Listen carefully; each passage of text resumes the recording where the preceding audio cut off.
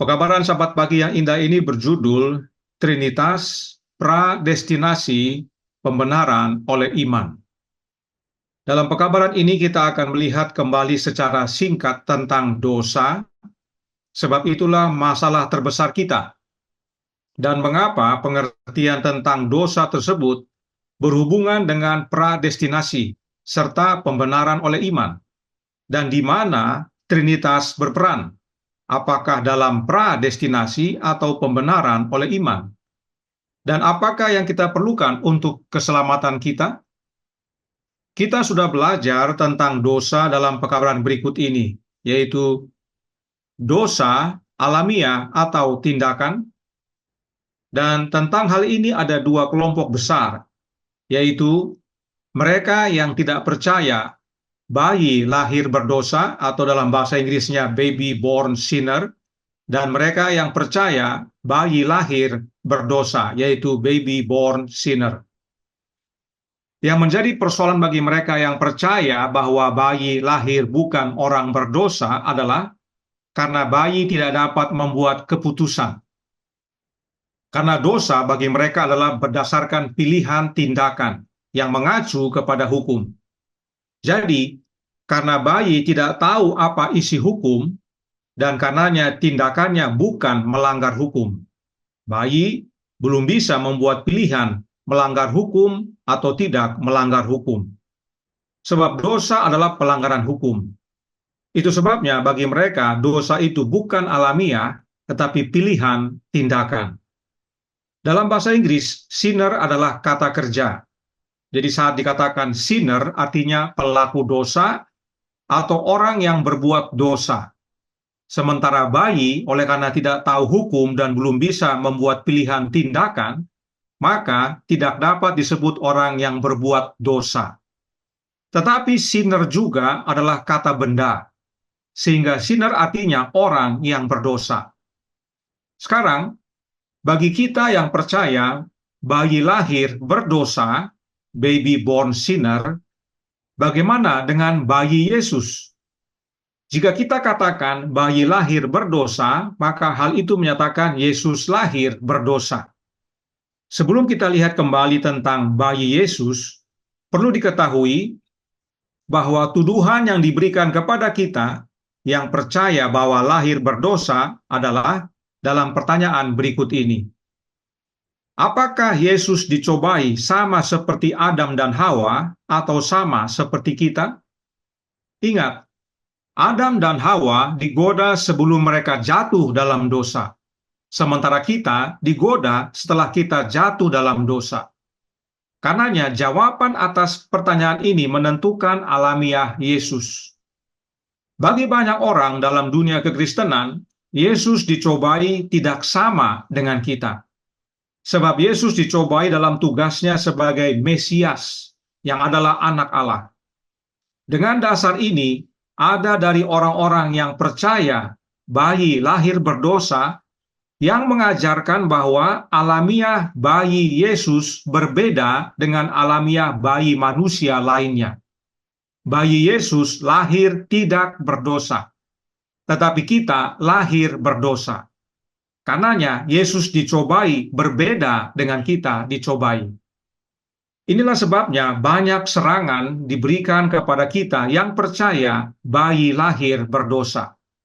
Sebelum kita lanjutkan, perlu kita baca beberapa penjelasan roh nubuat berikut ini. Kutipan ini sering kita bahas, khususnya dalam topik oknum ketiga dari kalahan. Namun fokus kita bukan pada oknum ketiga dari kalahan kali ini, tetapi kepada dosa. Dalam kutipan ini, dosa adalah sama dengan segala kecenderungan bawaan dan kecenderungan yang dipelihara kepada kejahatan. Inilah yang Paulus tulis dengan istilah keinginan daging. Itu sebabnya dosa juga tindakan pilihan atau pilihan tindakan. Roh nubuat menjelaskan dalam Patriarchs and Prophets halaman 73 paragraf 3 yang berbunyi, lalu Tuhan berkata kepada Kain, mengapa hatimu panas dan mukamu muram? Melalui seorang malaikat utusan, peringatan ilahi disampaikan. Apakah mukamu tidak akan berseri jika engkau berbuat baik? Tetapi jika engkau tidak berbuat baik, dosa sudah mengintip di depan pintu. Pilihan ada pada Kain sendiri. Jika ia percaya pada jasa juru selamat yang dijanjikan dan menaati tuntutan Allah, ia akan menikmati kasih karunia-Nya. Tetapi jika ia tetap tidak percaya dan berbuat pelanggaran, ia tidak akan punya alasan untuk mengeluh karena ia telah ditolak oleh Tuhan.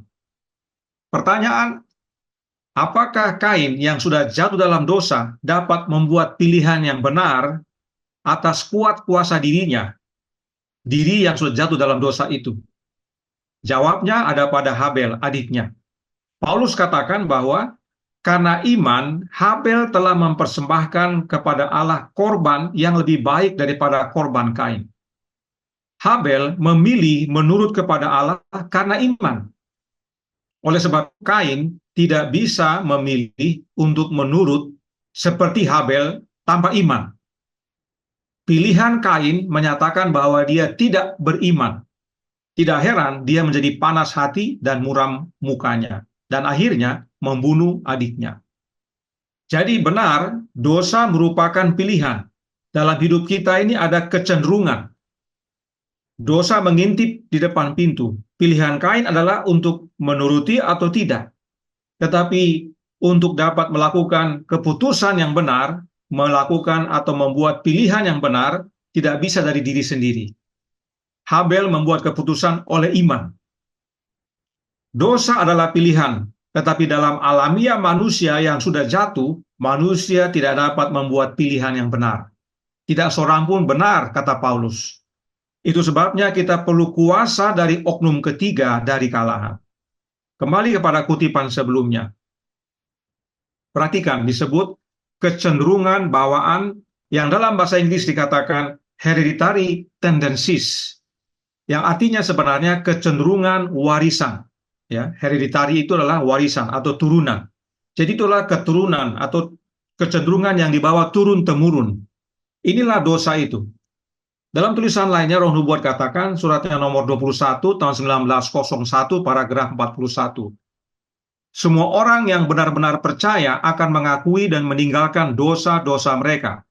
Mereka akan bekerja sama dengan Kristus dalam membawa kecenderungan mereka yang diwariskan dan yang telah dipelihara untuk berbuat salah di bawah kendali kehendak ilahi, sehingga dosa tidak akan berkuasa atas mereka. Bagaimana cara meninggalkan dosa menurut kutipan ini? Oleh bekerja sama dengan Kristus dalam membawa kecenderungan yang diwariskan dan yang telah dipelihara untuk berbuat salah, atau dalam tulisan yang lain atau tulisan sebelumnya, yang dipelihara untuk berbuat jahat, supaya dosa tidak berkuasa lagi dalam hidup kita. Karenanya, berdasarkan tulisan Roh Nubuat, dosa adalah kecenderungan, tidak sekedar tindakan. Kecenderungan itu adalah dosa, sebab itulah yang diwariskan dalam kehidupan umat-umat yang telah jatuh dalam dosa ini, atau keturunan Adam. Dan kecenderungan tersebut adalah alamiah yang diwariskan. Itu sebabnya Roh Nubuat berkata dalam surat nomor 68 tahun 1869 paragraf 15. Warisan anak-anak adalah warisan dosa. Dosa telah memisahkan mereka dari Allah. Yesus memberikan nyawanya agar dia dapat menyatukan hubungan yang terputus dengan Allah. Terkait dengan Adam pertama, manusia tidak menerima apapun darinya kecuali rasa bersalah dan hukuman mati. Perhatikan yang ditandai warna hijau. Kita tidak terima apapun dari Adam kecuali rasa bersalah dan hukuman mati. Inilah warisan dosa itu. Sebab upah dosa adalah maut. Karenanya kita lahir dalam kondisi ini. Inilah alamiah kita. Nah, sekarang bagaimana dengan kemanusiaan Yesus? Apakah berbeda dengan kita? Di Desire of Ages halaman 48 paragraf 6 berkata, namun Yesus menerima kemanusiaan saat umat manusia telah dilemahkan oleh dosa selama 4.000 tahun. Seperti setiap anak Adam, dia menerima hasil kerja hukum besar keturunan. Hasil-hasil ini ditunjukkan dalam sejarah nenek moyangnya di bumi. Dia datang dengan warisan untuk berbagi kesedihan dan godaan kita, dan memberi kita teladan hidup tanpa dosa. Berdasarkan kutipan ini, apakah Yesus lahir dengan alamiah yang berbeda dengan kita? Tidak. Yesus lahir dengan alamiah yang sama dengan kita, yaitu suatu alamiah yang telah melemah selama 4.000 tahun. Oleh sebab itu, perlu kita ingat, yang pertama, cara Yesus lahir sama dengan kita, yaitu melalui perempuan. Kedua, alamiah bayi Yesus sama dengan kita, yaitu alamiah yang telah jatuh, bahkan melemah selama 4.000 tahun. Nah, tentang alamiah ini banyak yang tidak percaya. Sebab jika alamiah manusia Yesus sama dengan alamiah kita yang telah jatuh melemah 4.000 tahun, maka Yesus perlu juru selamat. Nah, sebelum kita jawab apakah Yesus perlu juru selamat, kita perlu lihat penjelasan lainnya tentang alamiah tubuh Yesus. Masih dalam buku yang sama, di Desire of Ages, halaman 49 paragraf 1, dikatakan, namun ke dunia tempat setan menyatakan kekuasaan, Allah mengizinkan anaknya datang. Sebagai apa? Sebagai seorang bayi yang tak berdaya, a helpless babe, tunduk pada kelemahan umat manusia. Dia mengizinkannya menghadapi bahaya hidup bersama setiap jiwa manusia, untuk berjuang dalam pertempuran seperti yang harus dilakukan setiap anak manusia, dengan resiko kegagalan dan kehilangan kekal. Apakah Yesus lahir dengan alamiah yang berbeda dengan kita? Roh Nubuat berulang-ulang menyatakan tidak. Yesus lahir dengan alamiah yang sama dengan kita. Suatu alamiah yang tak berdaya, tunduk kepada kelemahan manusia, menghadapi bahaya dan pertempuran yang sama dengan manusia, dengan resiko gagal dan kehilangan hidup kekal. Alamiah Yesus sama dengan alamiah kita. Lalu, apakah karena alamiah manusia Yesus sama dengan kita, Yesus perlu juru selamat? Jawabannya ada dalam pertanyaan berikut ini. Apakah proses Yesus dikandung dalam rahim perempuan sama seperti proses kita dikandung? Jawabnya tidak sama atau berbeda. Sebab Yesus dikandung oleh Roh Allah. Itu bukan pekerjaan manusia, tetapi kuasa Allah. Inilah dasarnya mengapa Yesus tidak perlu juru selamat, meski lahir dalam alamiah yang sama dengan kemanusiaan kita. Oleh sebab itu, perlu kita ingat, kemanusiaan Yesus, pertama, cara Yesus lahir sama dengan kita, yaitu melalui perempuan. Kedua, alamiah bayi Yesus sama dengan alamiah kita, yaitu alamiah yang telah jatuh 4.000 tahun. Namun, cara Yesus dikandung berbeda dengan kita. Ini yang perlu kita pahami agar tidak terjerumus dalam debat kusir tentang baby born sinner atau bayi lahir berdosa. Sekarang, mengapa cara Yesus dikandung harus berbeda dengan kita? Karena jangan sampai orang bilang, oh kalau gitu dia lebih beruntung dari kita. Tidak heran dia bisa menang atas dosa. Orang dia beda cara kandungannya. Kenapa harus berbeda? Dalam The Review and Herald tanggal 15 Desember tahun 1896 paragraf 7 dikatakan, di dalam dia tidak ada tipu muslihat atau keperdosaan. Dia selalu murni dan tidak tercemar. Namun dia mengambil alamiah kita yang berdosa pada dirinya, mengenakan keilahiannya dengan kemanusiaan agar dia bisa berhubungan dengan kemanusiaan yang telah jatuh. Dia berusaha menebus kemanusiaan akan apa yang telah hilang karena ketidaktaatan Adam, demi dirinya sendiri dan demi dunia. Kembali, Yesus mengambil alamiah tubuh manusia yang berdosa. Namun perhatikan dari kutipan ini yang ditandai warna biru, Yesus menutup keilahiannya dengan kemanusiaan, supaya dia dapat berhubungan dengan kita, manusia yang telah jatuh.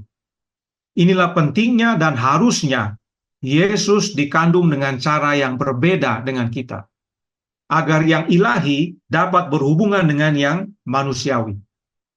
Paulus telah menyatakan semuanya dengan lebih ringkas dalam Roma 8 ayat 3 dan 4 yang berbunyi, Sebab apa yang tidak mungkin dilakukan hukum Taurat karena tak berdaya oleh daging telah dilakukan oleh Allah dengan jalan mengutus anaknya sendiri dalam daging yang serupa dengan daging yang dikuasai dosa karena dosa. Ia telah menjatuhkan hukuman atas dosa di dalam daging, supaya tuntutan hukum Taurat digenapi di dalam kita yang tidak hidup menurut daging tetapi menurut roh. Penting bagi Yesus memiliki tubuh yang sama seperti kita, agar dalam tubuh itu Yesus hukum, atau istilahnya Paulus katakan, menjatuhkan hukuman atas dosa. Ya. Menjatuhkan hukuman atas dosa di dalam daging. Itulah pentingnya Yesus memiliki daging yang sama dengan daging kita. Mengapa kita perlu segarkan kembali kebenaran ini? Agar memahami bahwa saat dikatakan bayi lahir berdosa, hal itu bukan menyatakan perbuatan, tetapi alamiah yang diwariskan dari Adam, yaitu alamiah yang kecenderungannya berbuat jahat. Dan alamiah yang sama dimiliki oleh Yesus saat Yesus lahir di dunia ini. Mengapa kita harus pahami dengan baik akan hal ini? Karena ada yang percaya dan mengajarkan Injil yang lain bahwa Yesus lahir dengan alamiah manusia yang berbeda dengan kita, yaitu alamiah yang tidak jatuh. Itu sebabnya ingat tadi di awal, Yesus digoda seperti Adam dan Hawa atau seperti kita. Kalau kita bilang Yesus digoda sama seperti Adam dan Hawa, berarti Yesus memiliki alamiah manusia yang belum jatuh. Tetapi kalau Yesus digoda sama seperti kita, maka Yesus memiliki alamiah manusia yang sudah jatuh. Oleh sebab itu, yang kedua, menurut Injil yang lain ini, pembenaran yaitu justification adalah 100% pekerjaan Kristus.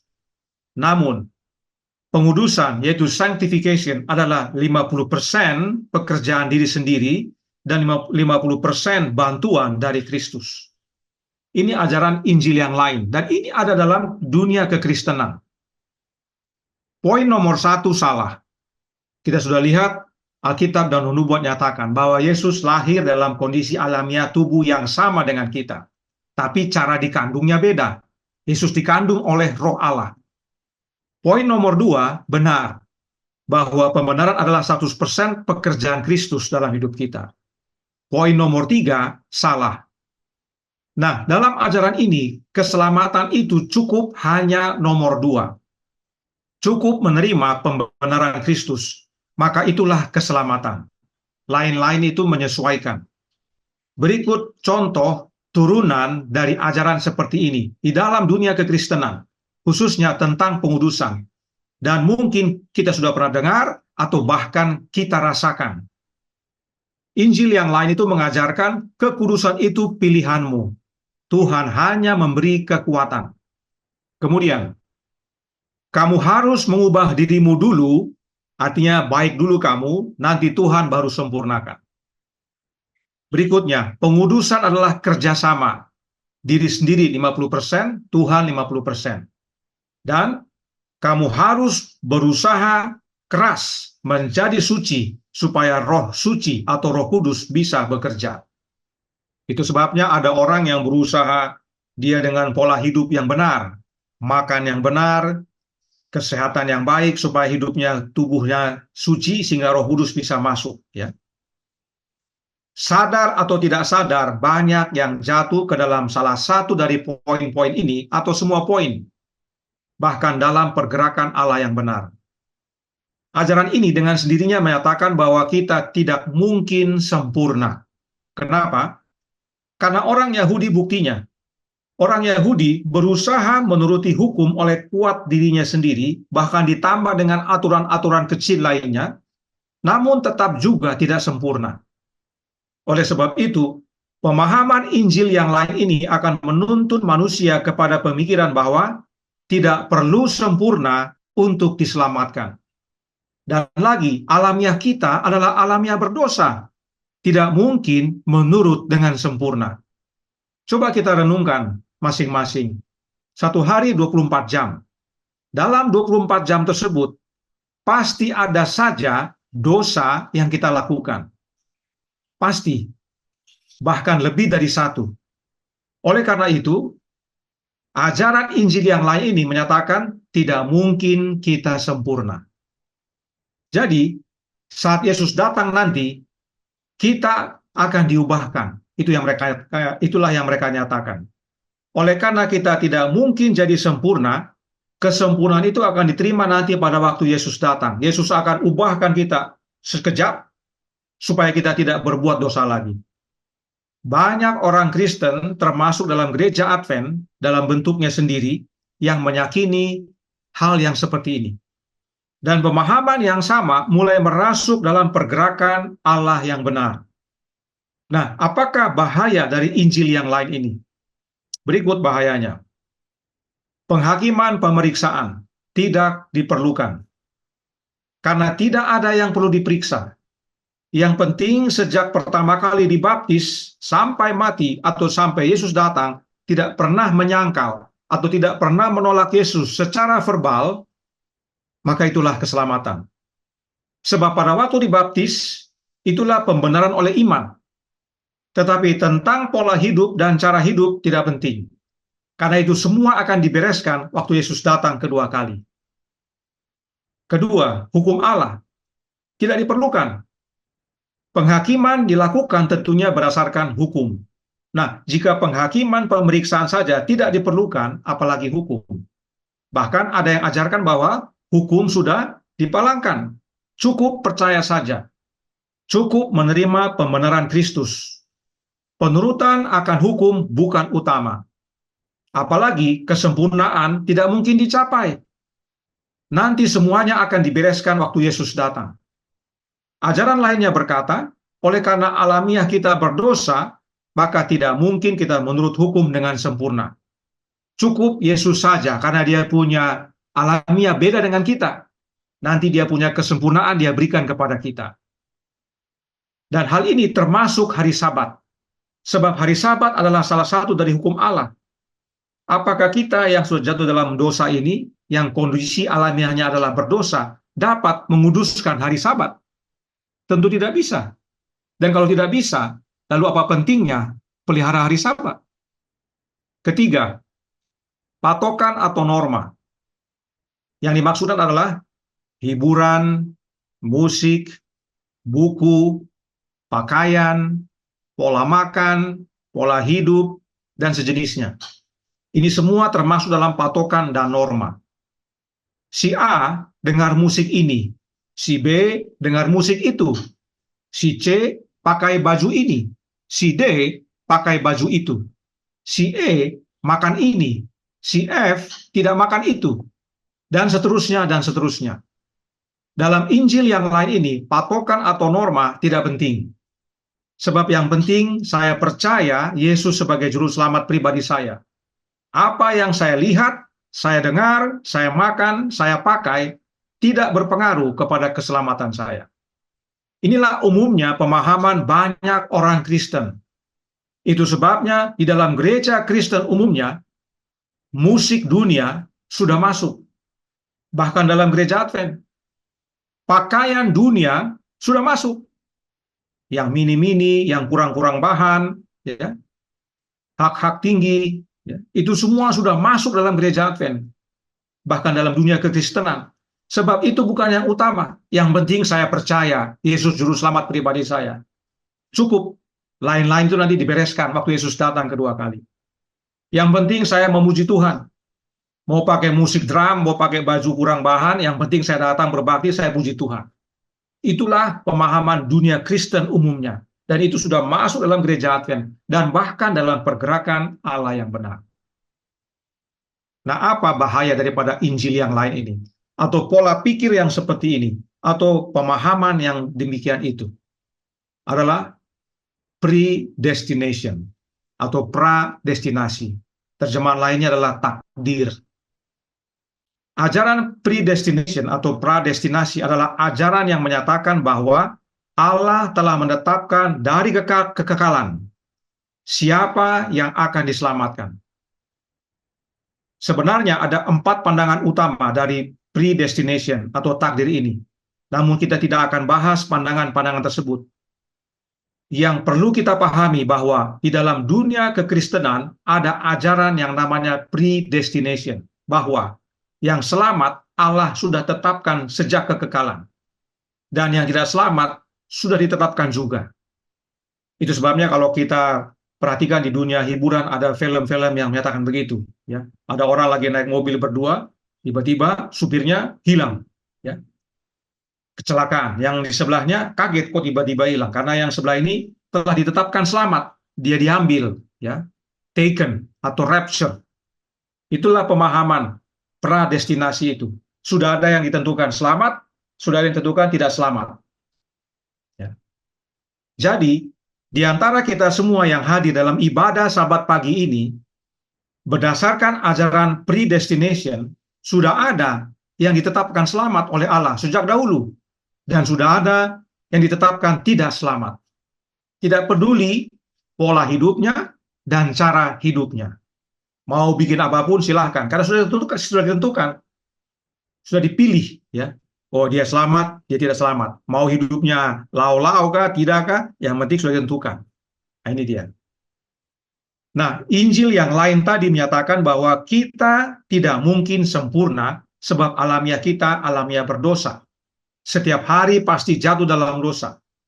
Namun, asal kita percaya Yesus adalah juru selamat pribadi kita, maka itu sudah cukup. Sebab itulah pembenaran. Nanti waktu Yesus datang, kita akan diubahkan dan tidak berbuat dosa lagi. Jika kita menilik hati kita masing-masing, jika kita mau jujur, pemikiran ini pasti pernah melintas, muncul dalam hati dan pikiran kita. Karena meski kita sudah berusaha sebaik-baiknya, bahkan percaya ada Roh Kristus, tetapi tetap saja jatuh. Setiap hari pasti ada saat di mana kita jatuh. Dan oleh karena jatuh berulang-ulang, bahkan jatuh lebih dalam, sampai-sampai kita merasakan tidak layak lagi. Lalu kalau begitu, untuk apa saya rajin berbakti, rajin beribadah, percaya Allah Bapa, Anak Allah, dan Rohnya? Tidak heran muncul ajaran seperti ini. Oh, nanti tenang saja, akan diubahkan. Kita akan dibereskan, disempurnakan nanti. Yang penting kita setia-setia saja. Nanti pola hidup kita tidak jelas, tidak apa-apa. Yang nanti kita akan dibereskan.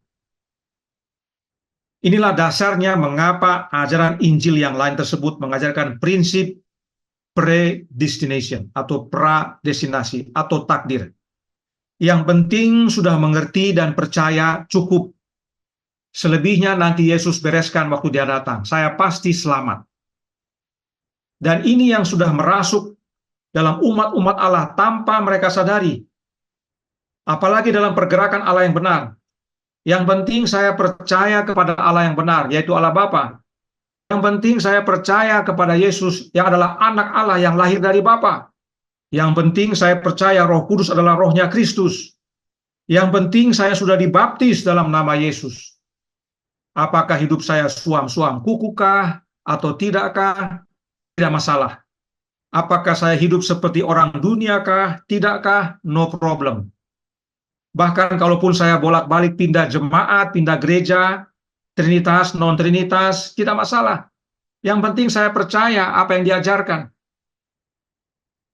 Jika kita berbuat seperti itu, maka tanpa diucapkan, tanpa kita katakan, kita sebenarnya menyatakan bahwa kita percaya sudah ditakdirkan untuk selamat. Apapun yang kita lakukan tidak akan membatalkan keselamatan kita. Apalagi kita sudah percaya pada Yesus sebagai juru selamat pribadi kita. Bahkan Yesus yang benar, yaitu Yesus yang lahir dari Bapa. Jadi saudaraku dalam Tuhan, meski kita semua menolak ajaran predestination atau takdir, namun pola pikir kita, cara hidup kita, dibangun di atas dasar doktrin predestination. Nah, doktrin predestination ini diajarkan berdasarkan beberapa ayat dalam Alkitab. Mari kita pelajari supaya kita pahami dan tidak terjerumus dalam ajaran yang salah dan kita berubah agar tidak kita permainkan hidup kita dengan menganggap Tidak apa-apa hidup seperti ini. Yang penting saya percaya nanti Yesus ubahkan. Kita buka, yaitu diubahkan waktu Yesus datang kedua kali. Kita buka Roma 8 ayat 29 dan 30.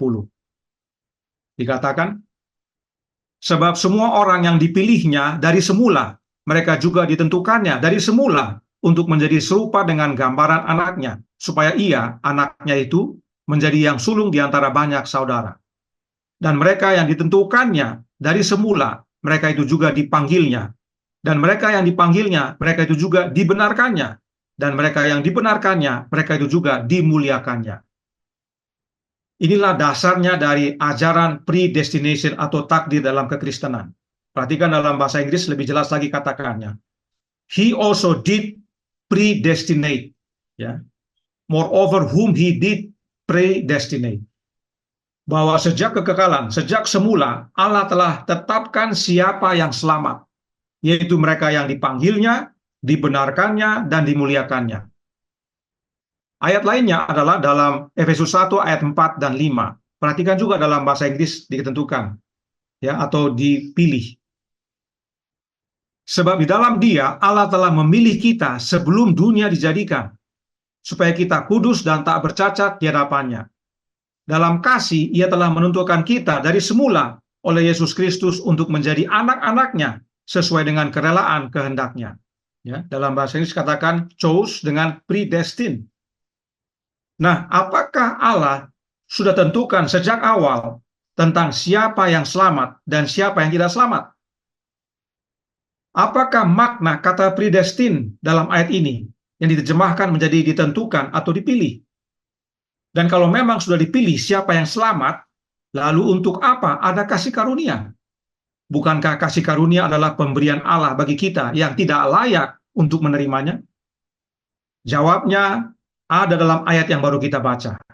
Kita baca lagi kembali. Efesus 1 ayat 4 berkata, sebab di dalam Dia. Siapa Dia yang Paulus maksudkan? Yesus Kristus. Artinya ayat 4 dapat kita baca menjadi, sebab di dalam Yesus Allah telah memilih kita sebelum dunia dijadikan. Sebelum kita tahu maksud daripada dipilih, kita perlu tahu apa yang terjadi sebelum dunia dijadikan. Kenapa kalimat ini penting dinyatakan dalam proses pemilihan ini atau proses penentuan ini? Kita baca 1 Petrus 1 ayat 20. 1 Petrus 1 ayat 20 berkata, ia telah dipilih sebelum dunia dijadikan, tetapi karena kamu baru menyatakan dirinya pada zaman akhir. Nah, siapa yang Petrus maksudkan di sini? Ia yang Petrus maksudkan di sini adalah Yesus Kristus. Yesus telah dipilih sebelum dunia dijadikan. Dipilih untuk apa? Roma 3 ayat 25. Kita baca. Kristus Yesus telah ditentukan Allah menjadi jalan pendamaian karena iman dalam darahnya. Hal ini dibuatnya untuk menunjukkan keadilannya karena ia telah membiarkan dosa-dosa yang telah terjadi dahulu pada masa kesabarannya. Karenanya, apa yang telah ditetapkan sebelum dunia dijadikan? Yaitu rencana keselamatan. Bahwa Yesus telah dipilih, ditetapkan untuk apa? Untuk menjadi jalan pendamaian. Itulah yang disepakati oleh Bapa dan anaknya dalam rencana keselamatan, dalam dewan kealahan. Itu sebabnya Petrus berkata dalam Kisah 2 ayat 23, Dia yang diserahkan Allah menurut maksud dan rencananya, ya, maksud dan rencananya, telah kamu salibkan dan kamu bunuh oleh tangan bangsa-bangsa durhaka. Allah telah menetapkan rencana keselamatan dan dalam rencana keselamatan itu telah ditentukan atau predestin bahwa siapa dalam Yesus dialah yang Allah pilih. Sebab siapa dalam Yesus akan menjadi anak-anak Allah. Anak-anak Allah yang bagaimana? Kita kembali ke Efesus 1 ayat 4 dan 5. Anak-anak Allah yang kudus dan tak bercacat di hadapan Allah. Dikatakan supaya kita kudus dan tak bercacat di hadapannya.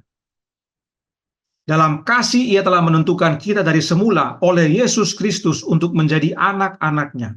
Dan hal ini berulang-ulang Paulus nyatakan kepada kita. Mari kita baca ayat-ayatnya berikut ini. Efesus 5 ayat 27 dikatakan, supaya dengan demikian ia menempatkan jemaat di hadapan dirinya dengan cemerlang tanpa cacat atau kerut atau yang serupa itu, tetapi supaya jemaat kudus dan tak bercela. Kemudian 1 Korintus 1 ayat 8, ia juga akan meneguhkan kamu sampai kepada kesudahannya, sehingga kamu tak bercacat pada hari Tuhan kita Yesus Kristus. Kemudian Filipi 2 ayat 15, supaya kamu tidak beraib, tidak bernoda sebagai anak-anak Allah yang tidak bercela di tengah-tengah angkatan yang bengkok hatinya, yang sesat ini, sehingga kamu bercahaya di antara mereka seperti bintang-bintang di dunia.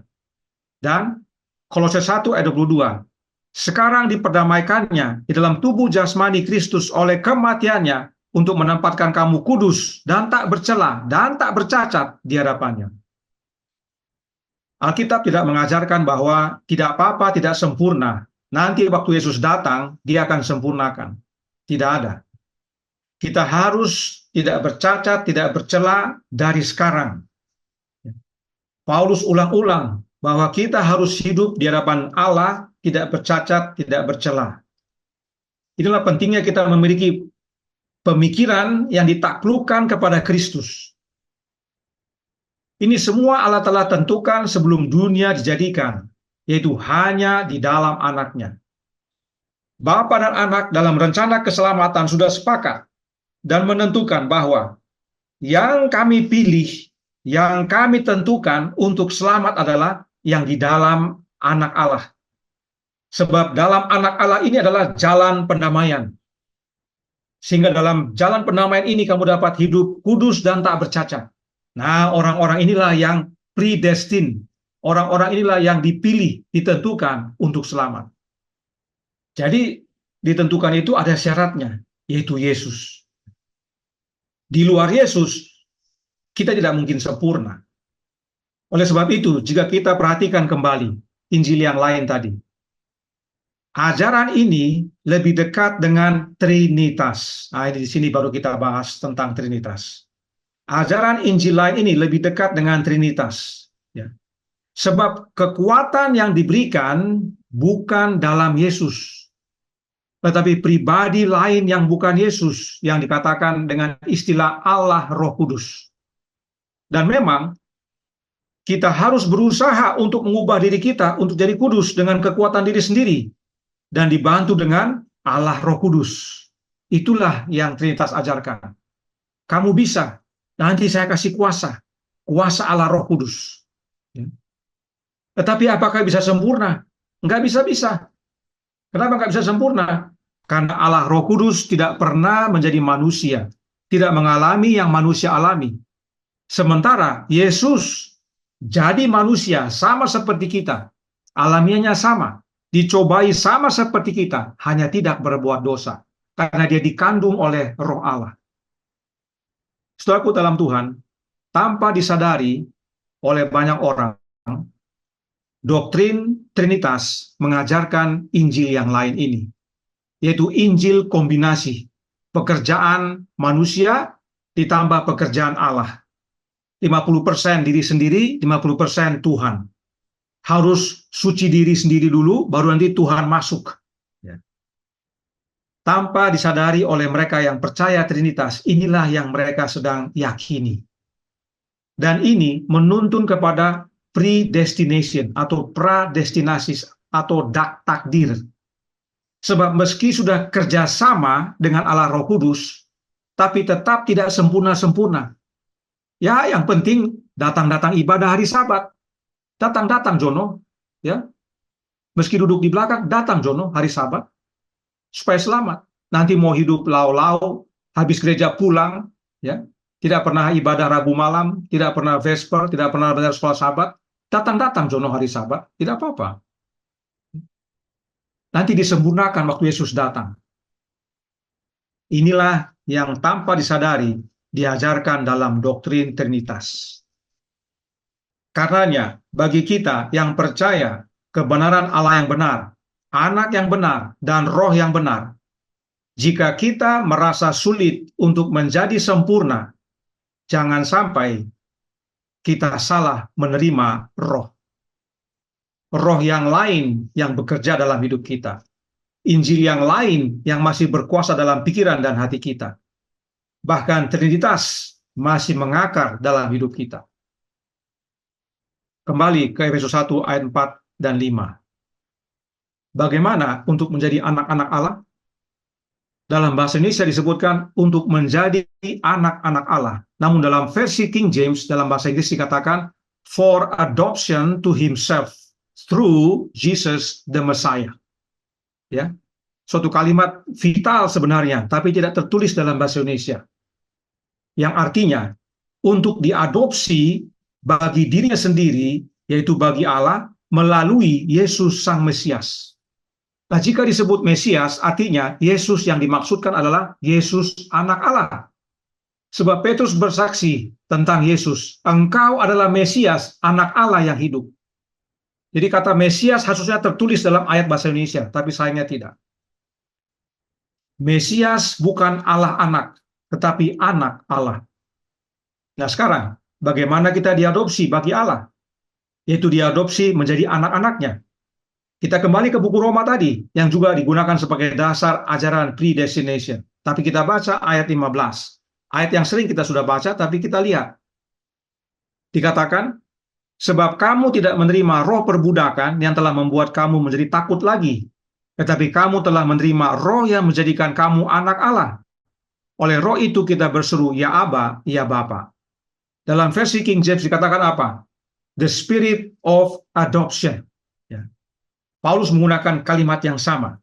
Kita diadopsi menjadi anak-anak Allah dan caranya dengan menerima spirit of adoption. Roh siapakah roh adopsi ini atau spirit of adoption ini? Roh adopsi tersebut punya seruan khas yaitu ya Aba, ya Bapa. Dan roh yang punya seruan seperti ini adalah rohnya Yesus. Galatia 4 ayat 6 berkata, dan karena kamu adalah anak, maka Allah telah menyuruh roh anaknya. Inilah roh adoption itu. Spirit of adoption adalah rohnya Yesus. Ke dalam hati kita yang berseru, ya Aba, ya Bapa. Roh adopsi adalah roh Kristus. Sebab seruan roh adopsi adalah seruannya Yesus. Ya Aba, ya Bapa.